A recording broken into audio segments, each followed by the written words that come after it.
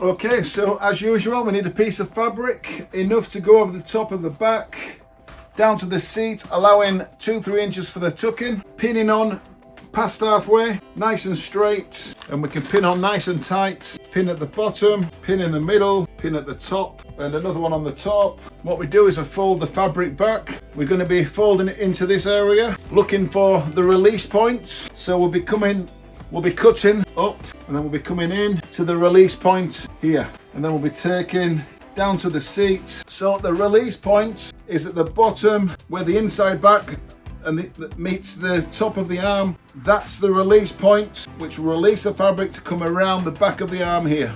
And we need to cut from coming from the bottom, so in at the bottom, and we're coming up, and we're going to follow the line in to 1/4 of an inch away from the arm, like so. That now releases the fabric to go around the back. So we just follow the line back down to the seat. Once you reach the seat, you're just cutting away on an angle, down to the seat and away. On the inside of the seat, we need to allow for the tucking. I'm going to allow 1.5 inches, like so. You might need to allow a little bit deeper on your chair, but this isn't a very deep tucking. So 1.5 inches, like so. And now we need the halfway marker. So we measure from one arm to the other arm, and that's my halfway marker. So we've cut into 1/4 of an inch away from the release point.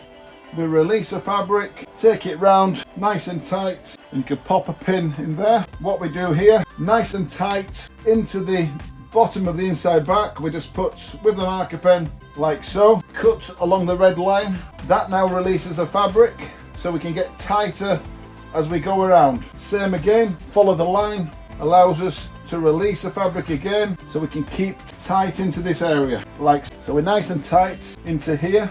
We now need to mark, we're going to add the seams back on the cutting table, so plus seam. So we'll be adding the seams back on to the red line on the cutting table. Now that's complete, we can just tuck away. I'm just going to trim a little more off my shape and then tuck away, and that's the inside back complete. At the bottom, we now need to do the top. All we do on the top, because we're keeping it nice and simple, is we just look and we pop another pin in here, and then we just create 2 darts to the top, making sure to lose the excess fabric.